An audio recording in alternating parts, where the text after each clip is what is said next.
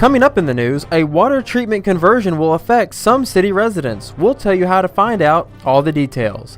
And several parks and recreation exemplary programs are recognized. We'll tell you which ones received awards. Plus, the scene is set for this year's Dad and Daughter Dance to be another wonderful evening. We'll have a preview.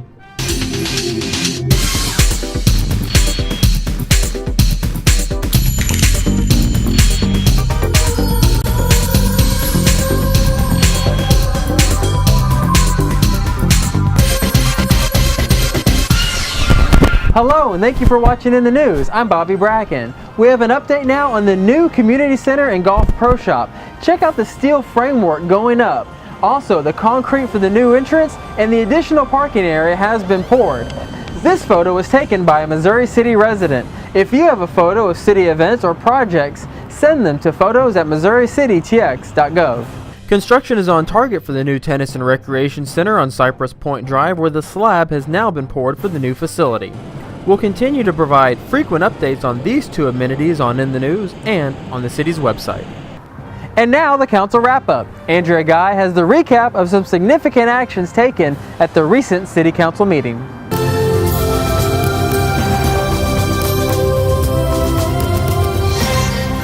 We bring you highlights from the January 3rd meeting. Council members welcomed aboard Ed Broussard as the new city manager. He joins Missouri City from Hutto, Texas, where he had served as city manager since 2005 and brings 16 years of Texas municipal government experience. Broussard thanked council and staff for the warm reception and said it's an honor and privilege to be in Missouri City. And council members previewed a year in review video that highlighted the major milestones in the Show Me City in 2011. The video included highlights of economic development, recreational amenities, public safety programs, capital improvement projects, and special events. And council members authorized a $65,800 payment to the Texas Department of Transportation for the Kankalosi watershed ditch improvements. It's part of the final payment for the widening of the US 90A highway project. And they authorized the purchase of furniture, fixtures, and equipment for the new Community Center and Golf Pro Shop not to exceed $276,000. The items will be purchased through a cooperative purchasing contract program. In other action, council members approved a resolution supporting M Group Incorporated to submit an application for housing tax credits for the Huntington at Missouri City.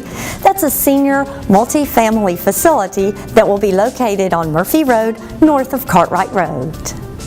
Following discussion and closed executive session, council members appointed the following individuals to the Community Development Block Grant Advisory Committee.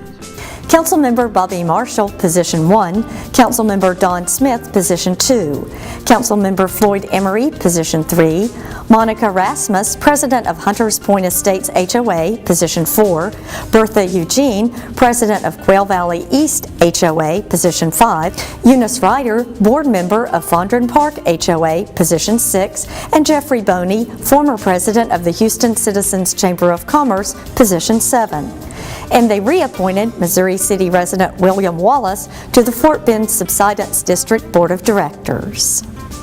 And that's your council wrap-up. You can see a summary of the action the following day on the city's website under Council Connection.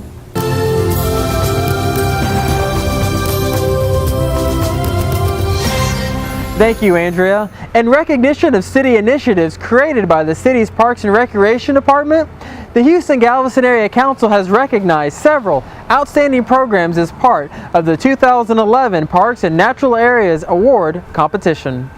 According to HGAC, the projects that received awards in 4 categories serve as models for planning projects for parks and natural areas in the entire region. The city's 3 for Trees project is the winner in the Policy Tools category. This program helps replenish trees in the city's parks and on the golf course with proceeds from a discount on 3 rounds of golf at Quail Valley Golf Course. In the category of on-the-ground projects, the city's Edible Arbor Trail received an honorable mention. The trail is the first in the region and features groves of trees and shrubs that produce edible fruits and nuts. and the Community Roots Project, which involves stakeholders in the process of planning and implementing a large tree planting in designated city parks, received a special recognition in the planning category. Speaking of the environment, residents took advantage of the tree recycling options available this year. Residents dropped off their holiday trees at the Missouri City Recycling Center on Scanlon Road, and curbside service was also available this year after the holidays. Now, an important water treatment development for some residents with the startup of the new surface water treatment plant. The following Missouri City residents will continue to receive their potable water from groundwater, but it will be disinfected using chloramines, similar to the disinfection process used at the new surface water plant, in the event that these residents receive water from the surface water plant in an emergency situation. The affected residents are MUDS 47 and 48, which include Vicksburg, Sedona, and Olympia Estates, Mustang Bayou Service Area, which includes Creekmont, Lakeshore Harbor, Hightower High School, and the Fort Bend Town Center retail area. Filters due to this change. More information is available on the homepage of the city's website, MissouriCityTX.gov, under In the Spotlight. If you've traveled on Highway 6, you've seen new traffic signals. The new traffic signals are located at the intersections of Murphy Road, Lakeshore Harbor, and Lake Olympia Boulevard. And new electronic message boards along the state roadway are now up and running. They provide motorists with important information on traffic tie-ups, Amber Alerts, emergency alerts, and city services and events. Watch your mailbox in the coming weeks as information and updates on other city projects will be arriving in late January and will include a look at some of the major accomplishments of the past year. The city's winter newsletter will also include details on community events, roadway construction, public safety, and lots of other news you can use. The publication is distributed to all residents on a quarterly basis. It's also available online at MissouriCityTX.gov.